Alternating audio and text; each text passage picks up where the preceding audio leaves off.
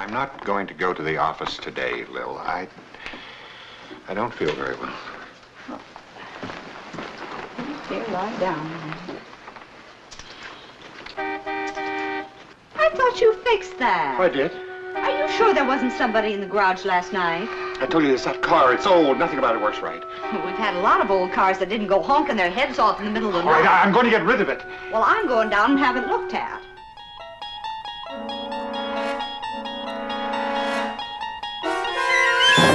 Hello, and welcome to the Twilight Pwn, the internet's third most popular Twilight Zone-based podcast. My name is John. I'm joined by my co-host, Fred. Hello. How you doing this week, Fred? I'm doing good. I just think we should get right out there and get in front of JoJo Gate. Oh, boy. Yeah. Oh, boy. For this new just listeners, blew TMZ wide open. They've been Exactly. waiting for this red meat I know. since Every we started day, this cast. a new tidbit comes out about JoJo Gate.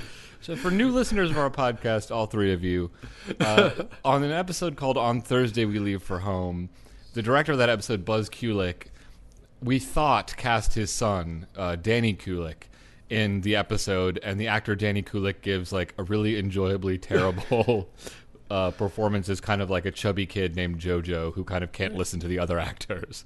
And it all felt right because, you know, this seemed like absolutely a product of nepotism. It seemed like the only way this kid got that role is because he knew somebody. I know. I mean, like, to the point of, like, the other actors in the episode have to, like, say his name to get him to pay attention.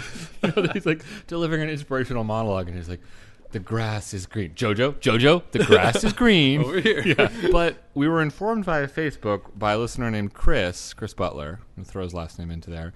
He said, I hate to spoil a good meme, but I was listening to the On Thursday We Leave for Home commentary on the Season 4 Blu-ray, and Zikri says, according to Buzz Kulick himself, little JoJo was in fact no relation to him despite the almost identical last names.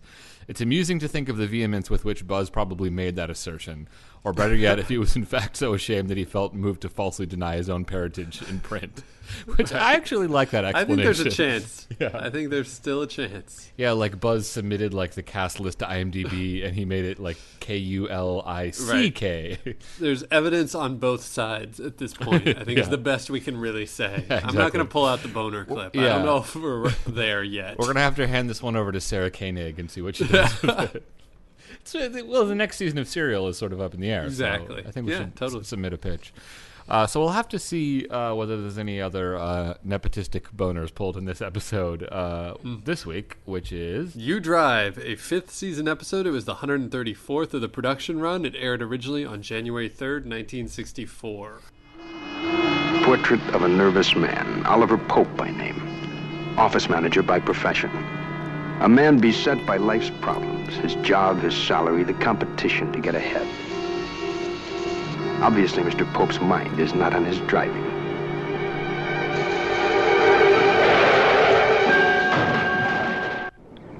Oliver Pope, businessman turned killer on a rain-soaked street in the early evening of just another day during just another drive home from the office. The victim, a kid on a bicycle, lying injured near death. But Mr. Pope hasn't time for the victim. His only concern is for himself. Oliver Pope, hit-and-run driver, just arrived at a crossroad in his life. And he's chosen the wrong turn. The hit occurred in the world he knows, but the run will lead him straight into the Twilight Zone. You know, I was thinking of making my intro based solely around, like, driving puns, but I realized Serling kind of already beat me to it there. At a crossroad, he's made the wrong turn. He needs to grip life by the steering wheel. Right. So we like to do our own Serling-style intros. I feel like you're up. Sure. Take the wheel. Shift into first. Sorry. Go on. I'm sorry. Pop the clutch? Yeah. Certain categories of crime inspire little approbation in the hearts of man.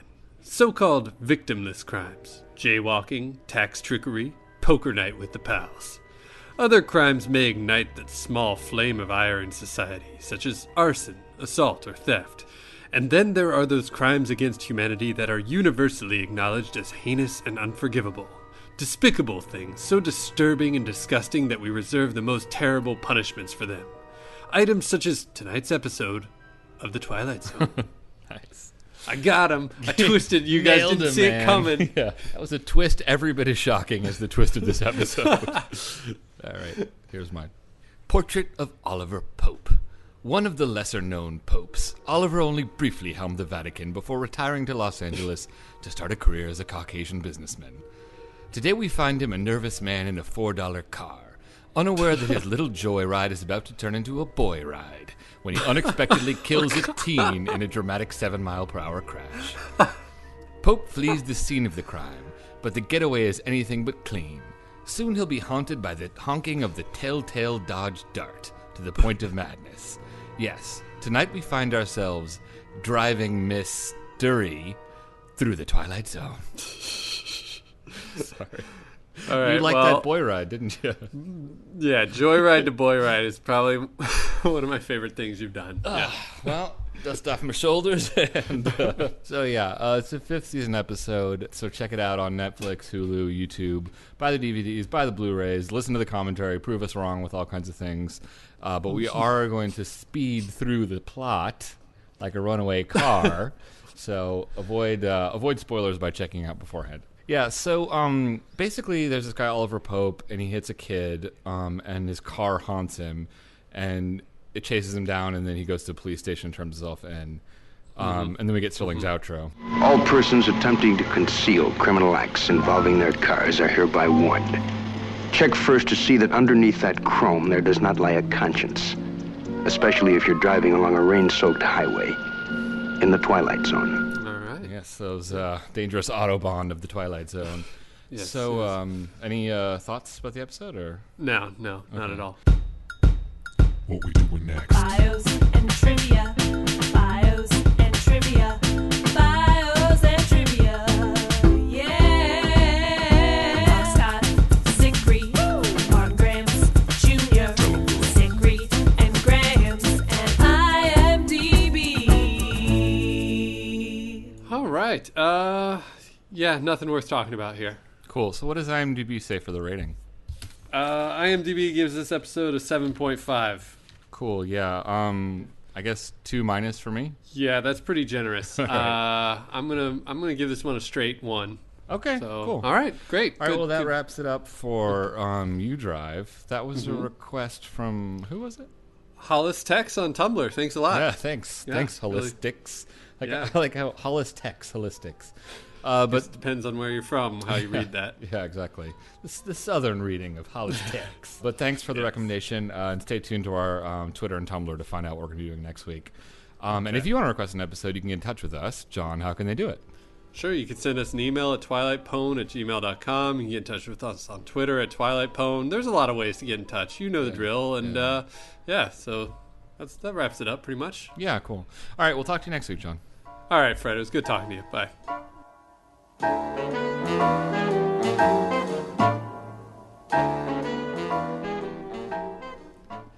JK.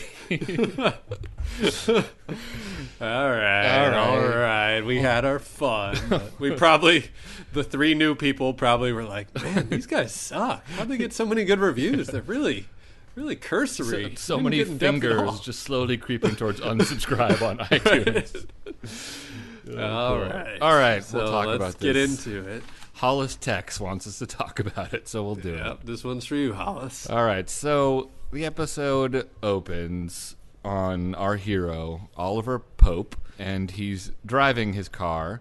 And as Serling explains, he's sort of distracted about the workaday concerns of a white guy in the early 60s. Yeah. One thing I did kind of think was cool is the handheld camera. So it's kind of like, it was the 5th season episode. They were shooting it on iPhones at this point. So it really has like but it has a nice kind of like, herky-jerky urgency to it, which is kind of cool. Unlike the normal scheme of things, there wasn't really a cold open. It starts immediately, and Serling's doing his intro from the get-go, which, given the tenor of the episode in general, it just left me with the impression Serling just wanted to get the hell out of here as quickly as possible.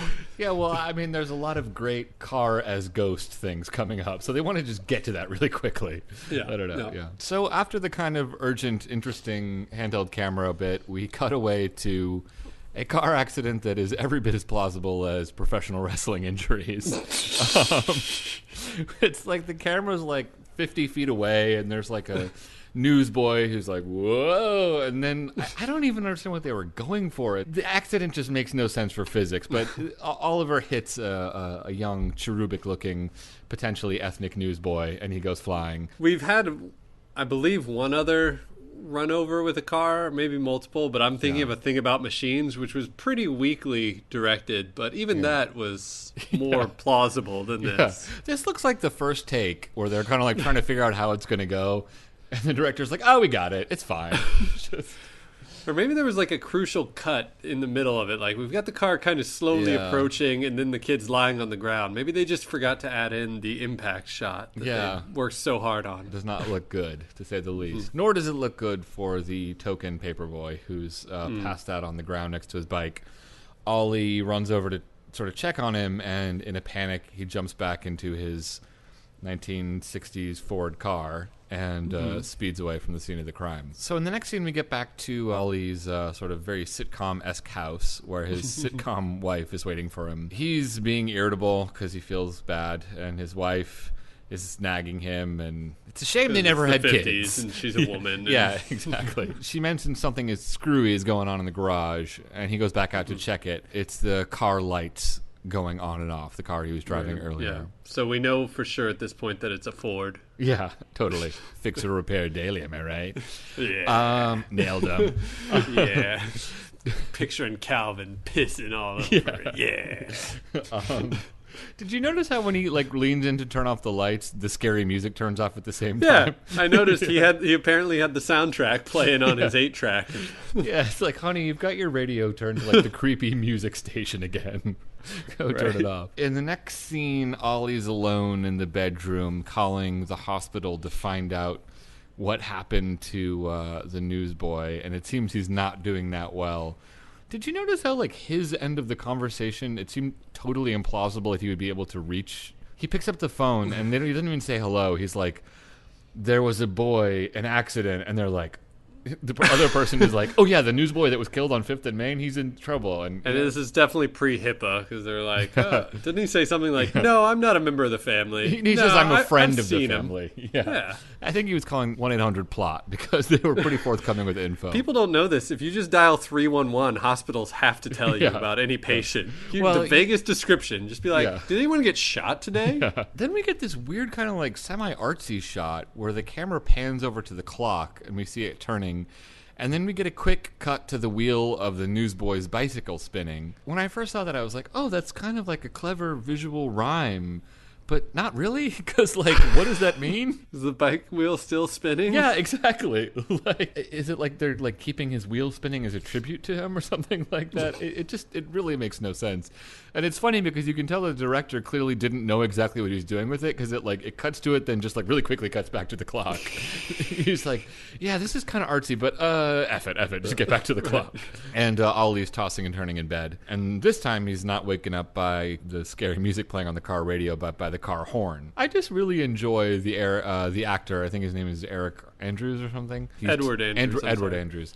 Trying to pretend that he's terrified by the car horn going off. At this point, it's clear to the audience what's happening, but like to him, it would just be like, my car's messed up. But he's like really afraid of his car horn going off. Why would he be so terrified about a faulty wiring connection, you know? Yeah, it would be really annoying, but... Yeah. I don't want to justify anything Earl Hamner Jr.'s done, but I'll try. Okay. I mean, maybe he's already on edge because he, ran a kid over. If you're already really nervous and kind of tweaked out and someone starts blowing an air horn in your ear, it's not going to help. No, that's fair. That's fair. It's just something about it. Yeah, he's definitely portraying terror. Yeah. And it's like, we're not there yet. Yeah. The actor's clearly read the script and knows what's up with the car. He wants to get out of here quick, too. We hear you. We hear you, Edward. Next up, Ollie's at the breakfast table. He's reading a newspaper that, frustratingly, we can't see. Yes, this is probably the most upsetting part of the episode for us. Again, the 3 new listeners who probably aren't even listening because they assumed that we ended the episode early. There's a really commonly used newspaper headline that people would use for like fake newspapers and movies and television. Yeah, the filler. Yeah, there's 2 of them. There's new petitions against tax and building code under fire. And you can see it in a lot of episodes of The Twilight Zone if you zoom in on the paper. But this despite sending it to the CSI lab, who were unable to see if that was on there. But what you can see is the front page of the LA Times in like 48-point font. It says hit and run driver sought. Mm-hmm. It's like the same size as man lands on the moon. But Slow news day, Fred. Slow news day. I was thinking maybe it's like nepotism because it's a newspaper boy. You know what I mean? Yeah, they take care of their own, Fred. Yeah, exactly. Like if you work for a newspaper, get into an accident, rest assured. Don't mess with people who buy ink by the barrel, you know? Fair enough. What was the listener who's spearheading JoJo Gate? Oh, Chris Butler. Chris Butler apparently has the Blu-ray set, so perhaps he could bust out that Blu-ray and zoom in and see if he can find it for us. Yeah. No good deed goes unpunished there, Chris. So anyway, Ollie's going to take the day off work and play a little hooky. One of my favorite moments in this episode was when the wife is ushering him over to the couch, and I don't know exactly what it is, but the image of kind of a paunchy 50s man in a full suit curling up on the couch just made me giggle to no end. Like, No. You can't take a little cat nap in a full suit. Yeah. It just looks too proper. Yeah, no, I know. Especially because he turns away from the camera. Yeah, and he starts like cuddling, you know. You get the sense that he's Or got his thumb snuggling. in his mouth. Yeah. Right. Mateo Williams. And he tweeted us a screenshot of that image with the tagline, basically my reaction to any social obligation. You have this back turned to the camera. But anyway, Ollie's going to take a little cat nap, but the car won't stop honking. And so Ollie's wife is driving the car to the garage to get it looked at, but it starts giving her sort of a hard time. Now, I would imagine that audiences of the time weren't able to This is very grasp confusing, that something yes. supernatural was going on here. I mean, Because, what we're given is a woman A dame. having a lot of difficulty Yes. operating a motor car. Yes. You know, she stalls it out in the middle of an intersection. She's kind of weaving around, and I'm thinking, okay, Yes. what's happening? Yes. What's the next plot point? Yeah. This is all. Oh boy. Dames, am I right? This is where we need what's the Howard Stern co-host, like Robin? We need someone to like validate our terrible, horrible chauvinist Well, jokes. I mean, to be fair, we're assuming the mantle of a mid-60s audience, but it definitely is a little bit crosses that line. So the car kind of takes command and drives Ollie's wife back to the scene of the crime where Ollie hit the newsboy, and it refuses to budge. So she has to dial a tow truck. And when she gets back home, she reveals that the police are keeping, quote-unquote, a lookout in case someone returns to the scene of the crime. I mean, that newsboy must have some powerful friends in City Hall. But the idea of, like, keeping a lookout at a minor hit and run where the boy isn't even dead at this point, that is absurd, right? They don't do that, right? I'm having trouble focusing because I'm thinking, was minor hit and run supposed to be a pun? No, but it could have. Okay. But do you know what I mean? What were the rest of the words you said there? I just got so fixated. Just the concept of like staking out for like a hit and run where the guy didn't even die. I mean, he does die later, but you know what I mean. Well, the concept of staking out the intersection, put myself in those shoes. I'm going to avoid that intersection for quite a while if I can. You know, Yeah. it's not like the guy's going to go back and just be like, "Oh yeah, here's where it all I know went it's down." it's not like a Or, like, burglary that look you're for more proud of victims or there. something. Yeah, it's just the idea of like a 24-hour stakeout. Is that a gross misrepresentation of what like policing is like, or was that accurate in the early 60s? Or I think it's probably exaggerated. One way it could possibly be plausible is if this were a small town, you could think, but, every indication is this is L.A. or close by. Yeah. Anyway, once they get through with that ridiculous conversation, they're interrupted by the sound of the car pulling into the garage. And they are assuming, of course, that someone from the repair shop has brought it back to them conveniently, but lo and behold, that is not the case. The car has driven itself back home, which is obviously quite creepy. Somewhere around here that I made the note, is there only like 3 minutes of plot in this episode? Because we're moving through it pretty quick, but there's been like 15 minutes have passed since like he hit a kid and then he took a nap and his wife can't drive. It's like, what's he hit a slow kid and he moving. took a nap. Yeah. The episode is just based around the escalation of the car haunting Ollie. But it's not haunting so much as just like Annoying. pestering. Yeah, it's like the lights flashing, the honking. It's just like that's what a toddler does to annoy you. But it's a reminder of his guilt. Sure. It's just that it's so simple. You immediately suss out what's going to happen, so it seems like it kind of goes by in a flat. You know what I mean? I didn't feel like it went by. Okay, fair enough. So earlier it was sort of alluded to that Ollie has like a bit of a feud with a gunner at the office, this guy named Pete. And it's kind of a weird subplot that's kind of injected rather awkwardly into a conversation he has with his wife at the beginning. But now the earlier seeds that were planted bloom into flower when Ollie gets a visitor later that evening. It's Pete. I got kind of like a sort of tenuous hot or not on Pete. Did you think he looked a little bit like a young Gerald Ford? It didn't occur to me at the time, but I'd have to go back. And then that led me to think that Ollie kind of talks a little bit like Nixon. Maybe that's a stretch, but just sometimes he's like, I don't know about that car. Like he just kind of Nixonian. Yeah, I'm looking at the photos. Yeah. I can kind of see a Ford. All right, okay, Yeah. all right, a Ford, nice. That reminds me of a clever thing Ford once said. Apparently, upon taking office, he got up in front of the press corps and said something to the effect of, ladies and gentlemen, I'm sorry to tell you, I'm not a Lincoln, I'm a Ford. Oh. I thought, that was the highlight clever. of his presidency. Yeah, that was about as good as it got. Yeah. It was good. That's It was cute. good. Anyway, so Pete's arrived from the office saying he's done some work because Ollie took the day off for his smoking jacket nap. I take one morning off, and already you start making noises like you're the head of the department. You got it wrong, Ollie. I was only trying to help you. Didn't want things to pile up on you. Don't try. You listen to me. You think I enjoyed sitting in that office, dictating your lousy letters?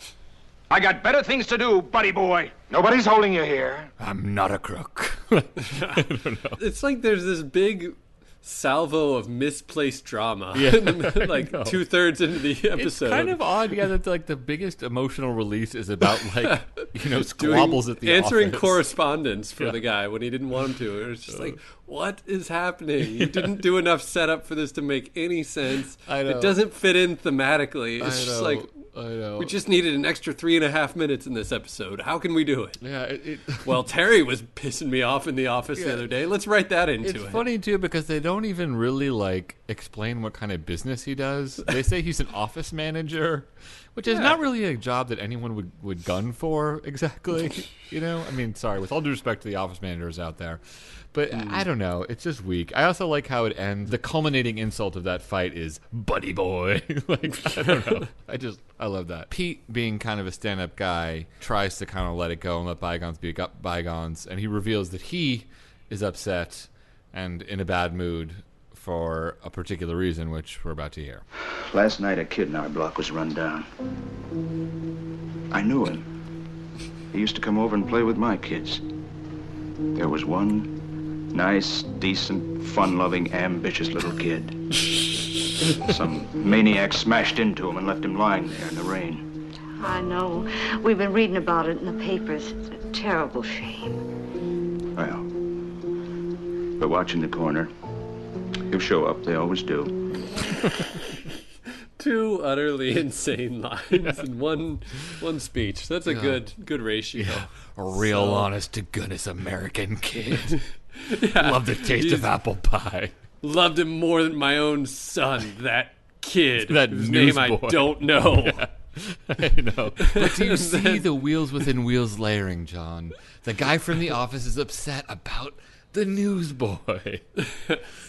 Yes, and then don't worry, they're checking the intersection.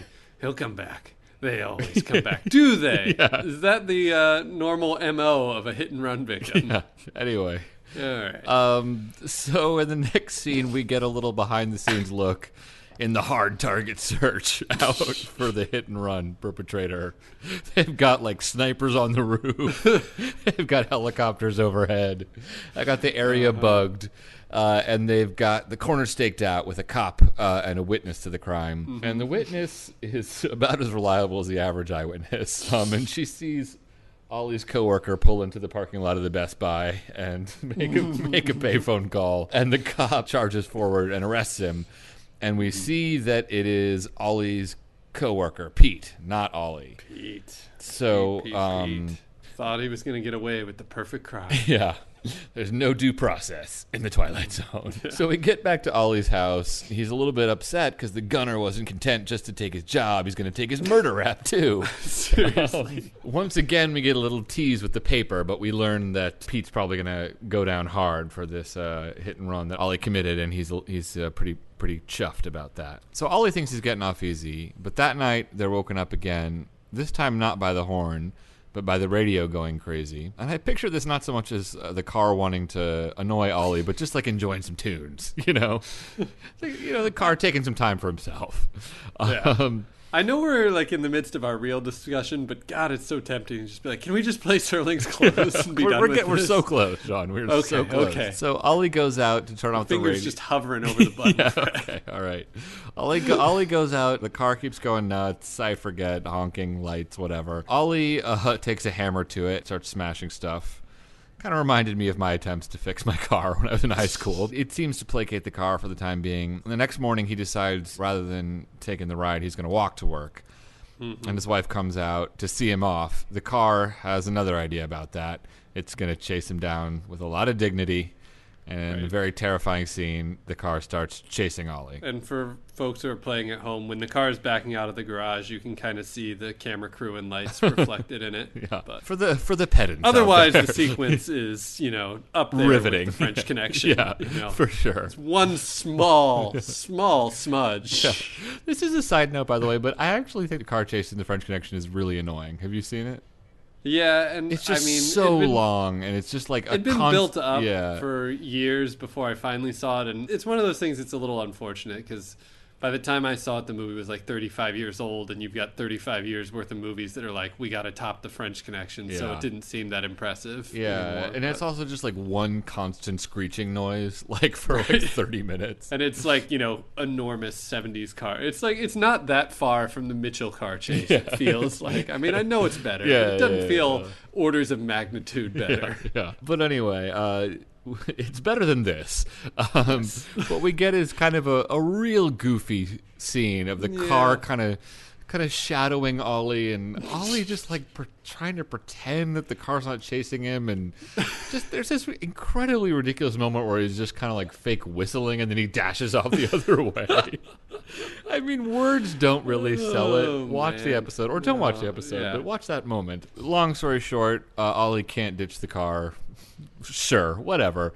And you notice they kept, and this is just maybe being rude, but you notice they kept cutting to the guy's feet running. Yeah. And then kind of cutting to his face. Like, you could kind of just tell the actor either couldn't or was unwilling to actually run. Like, at all. Kind of, yeah.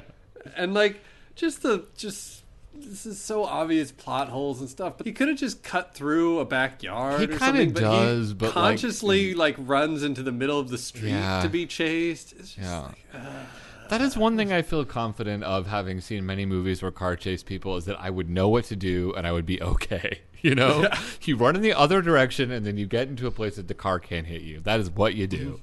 But Ollie has not had the benefit of watching this episode of The Twilight Zone. And also, to be fair, it's thundering and lightning, which does turn off your brain. So he slips, and the car screeches to a halt right next to his head. Doesn't hit him, much to my disappointment. And instead gently opens the door for him to get in. Maybe the car was in love with him the whole time. But he gets... This is just from Agnes with Love. Yeah, exactly. But Ollie gets a sweet little ride right to the police station. And, of course, the car wants him to turn himself in. Kind of a minor point, but did you notice how the police station was just a dingy-ass building with the word police headquarters on a sign outside? I don't know. I just like that. But Ollie goes in, and we get Serling's outro at long last. Make 'em away, toys. All persons attempting to conceal criminal acts involving their cars are hereby warned. Check first to see that underneath that chrome there does not lie a conscience, especially if you're driving along a rain-soaked highway in the Twilight Zone. Now, the accident didn't happen on a rain-soaked highway. Yeah, so, whatever. Whatever. Sterling didn't watch the episode. Did you kind of get the feeling that Ollie maybe just went into the police station, used the can, and then ran out the back door? I would. That's what I would have done in his position. And just came back with a how shotgun and just shot out the sentient is- tires. Yeah. Right. How sentient is this car? Yeah. We're not clear. Yeah. Yeah, I don't know. It's a bad episode. It's so like It's really it's so very silly bad. and stupid. They could have made it a little bit better if they had somehow got it into a situation where you weren't clear whether it was Ollie's own guilt driving him crazy. Yeah, Or more like, straight up Telltale Heart. yeah, exactly. But it's just not possible because there's so many moving pieces that other people are aware of. So it's really just like Herbie, but evil. When the episode starts and Serling's laying down his intro before he's actually hit the kid, it's clear that's what it was moving towards. And I thought, oh, it's a hit and run. Like that's a good launching point for an episode. Okay, and then the actually hitting the kid was filmed so poorly. It was like, Oh. okay, but still, I'm curious. What are they going to do with this? Okay, and it just pretty much immediately went off the rails. And Yeah. it's like slow. It's plotting. The actors. I mean, the main guy. I don't know if he's good or not because he's not given any good lines or things to do. Yeah. The wife character is shrill and one note. It's just the like worker subplot is nonsensical. Yeah. There's just every single thing, every element doesn't work for me. Yeah. Pretty much. I can't point to anything and be like, oh, that was a good moment. Yeah. No, I hear you. The car driving itself. I couldn't see a guy in there. That was kind of good. Okay. Yeah. I don't know. I just think like the episode starts and you immediately know what's going to happen. The car is going to be haunting him. And you're thinking like, well, how are they going to get it that the car actually forces him to turn himself in? And then they get there and you're like, oh, that is ridiculous. You know what I mean? Just like, it just doesn't work on every level. I will say one thing that I did kind of enjoy, and this does not really have to do that much with the writing or the acting, but they did use a lot of real locations, which is kind of different from the Twilight Zone. Sure. I kind of enjoyed that a little bit. I mean, it's very much a fringe thing, but yeah, because it was filmed in Culver City and like there's a lot of real intersections. It's not all on the set. So the handheld camera, that it kind of gave it this sort of, I don't know. I was about to say a sense of realness, but the words died in my throat. I don't know. A sense of, being filmed outside. It gives you that sense because it was. Yeah, So there's that. What we doing next? Bios and trivia. Bios and trivia. Bios and trivia. Yeah. Scott, Zachary, Martin Grams, Jr., Zachary, and Grams, and IMDb. All right, I actually do have some trivia here. All right. The title refers to an old Hertz car rental ad campaign which called their drivers U-Drives. Bud Abbott and Lou Costello turned the U-Drive theme into a famous comedy sketch similar to their Who's on First bit. Huh. Interesting. Well, maybe we'll find it and put it on the Tumblr if we can. The scene where Oliver's car almost runs into him while he's on the ground was filmed with the car speeding backwards away from him. Then the film was shown in reverse. I believe the same technique was used in several other movies, including, I'm thinking of Raising Arizona off the top of my head, but I think that's like not an uncommon way to do what would otherwise be a very dangerous special effect. Yeah, if you're a pussy. Yeah. Go on. Yeah, totally. Oliver's car is a 1956 Ford, for all you gearheads. Yeah. Edward Andrews refused to appear in the scene where Oliver Pope is almost run over by his car. His stand-in was actually pinned underneath the front tire. It's a pity they he didn't refuse to appear in more scenes of this episode.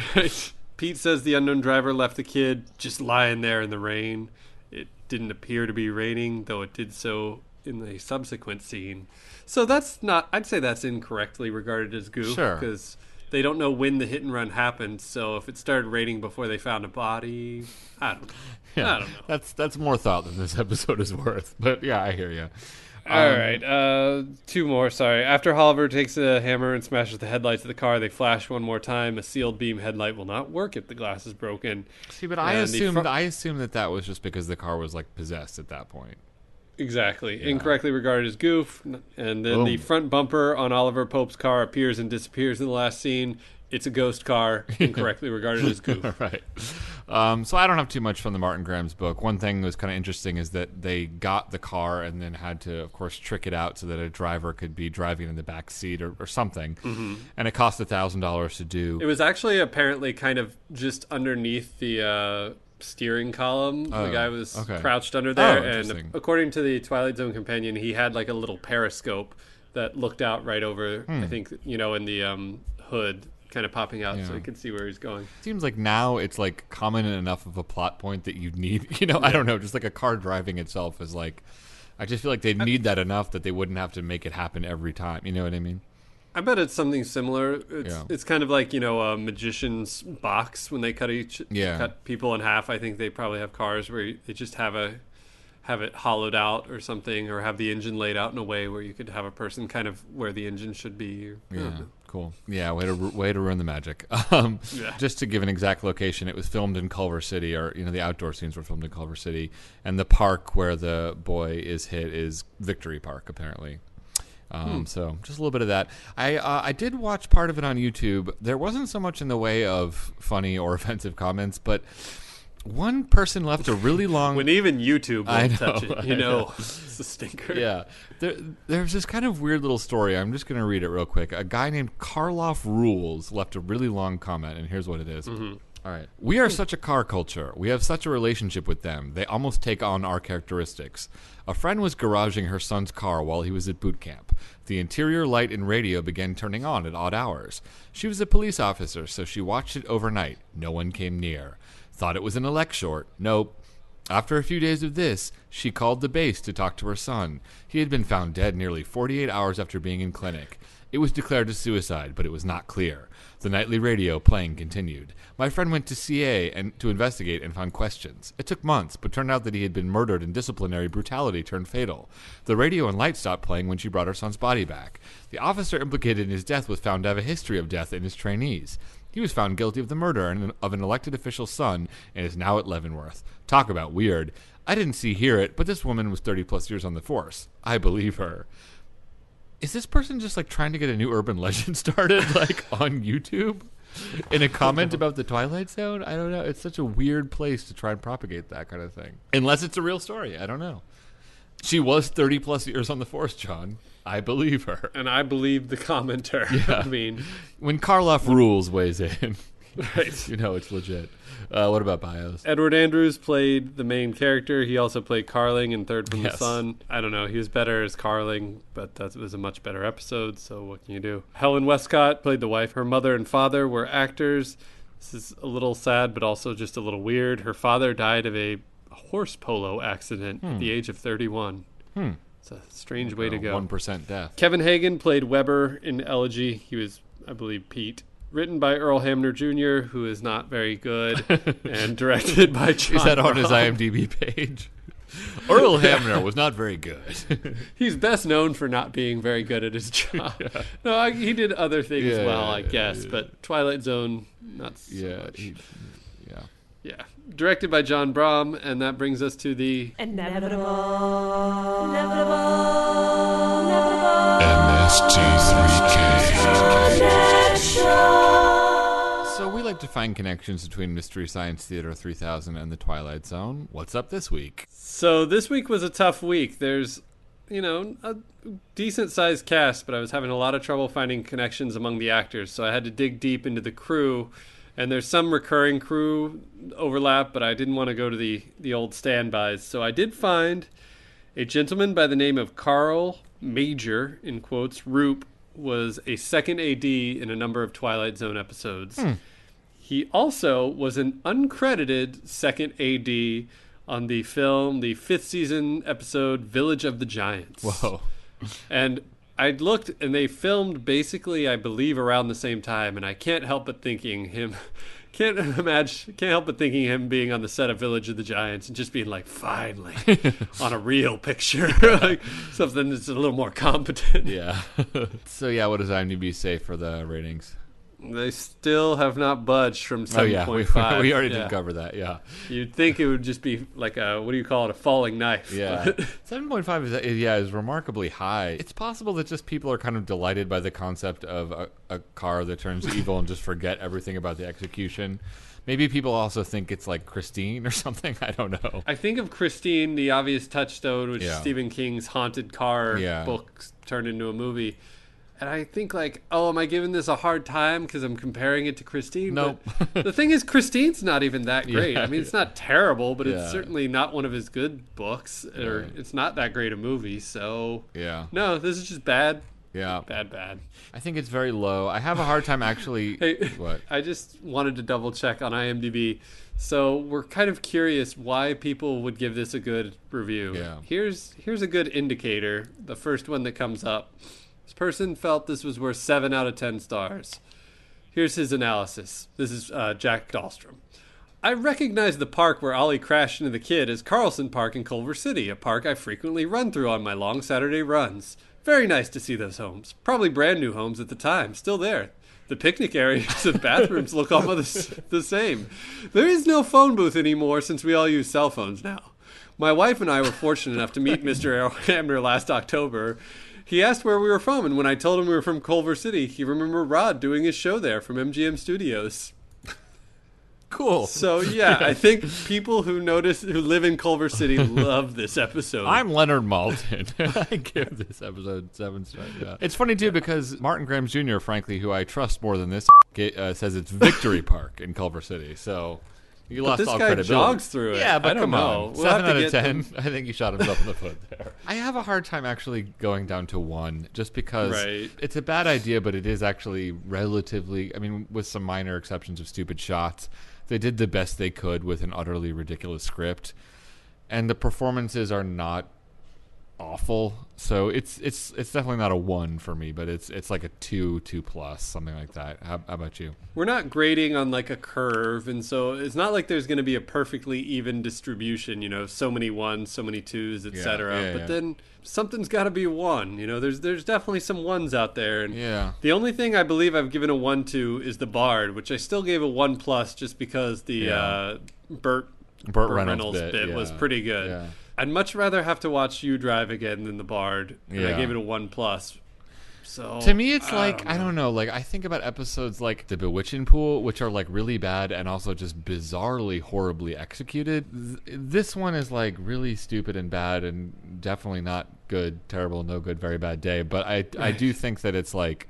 It's hard for me to condemn it with our lowest possible rating, so I'm going to put it in the 2 range, you know. And I don't think you felt this as much. I also felt really bored for a lot of it, so it was like the only moments where I kind of was shaken out of my boredom were when it got really, really stupid or incomprehensible. Otherwise, I was like, just when is it going to end? Right. So I don't know. I mean, don't feel. I mean, no one cares. Give it a 1 if you want. Yeah. I mean, by all means, I'm going to give it a 2 plus. I enjoyed seeing the park where that guy jogs. So for that alone, okay, it gets a 1 plus just because the chase sequence did make me giggle pretty uncontrollably the whole time. So 1 plus from John, 2 plus from me. And that wraps it up for the second time for You Drive. Mm-hmm. That, again, was a request from somebody named either Holistex or Holistics or something on Tumblr. Next week, do you want to do Judgment Night? It was requested by Oren11 on Twitter and Horace on Facebook, who sort of politely requested we round out all the Nazi-based episodes of the Twilight Zone. Oh wait, is it a Nazi-based? Yeah, but it's more like a war thing, not a Nazi thing. You want to space those out. You really want to... Okay. Let's sure. get out of the way. All right. Let's savor those Nazi episodes.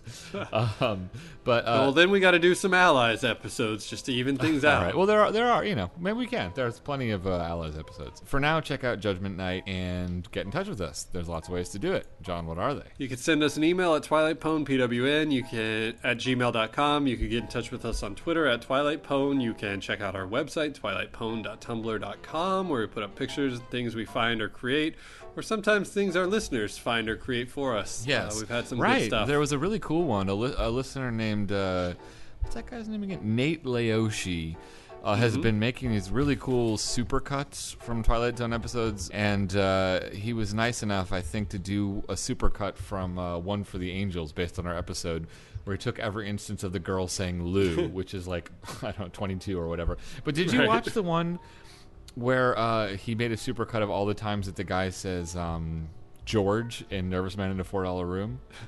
No, I haven't gotten to insane. see stuff yet. Because I remember harping on it when we did the episode, like he says George 100 times, but he really says it like 100 times. So we'll post some of that stuff on the Tumblr, and thanks for sending that in, Nate. Cool. And you can listen to us on Stitcher or TuneIn Radio Or you could subscribe to us in iTunes, and if you're there, if you'd leave us a review, we would really appreciate it. Thanks to Bird Brains for their recent review. Yeah, thanks, Bird Brains. So for the closing, I don't know, did you ever have any, wacky car tales to share? Don't drive like my brother. Just this weekend, I installed a Bluetooth thing in my car, and I got to tear up the dash and really get in there. I felt really manly about it, so Nice. that was cool. That's cool. That's fun. Yeah. How about you? Any car talk you want to? Yeah. R.I.P. I don't know his name, but the other Click and or yeah, Clack. Exactly. Yeah. Not really. Although I have been in some really shoddy tour vans, like the one that I was driving when I visited you recently. Is this car that I actually thought the brand of it was a Cobra. It's like a Dodge van, and it had been described to me as, oh yeah, that's the Cobra.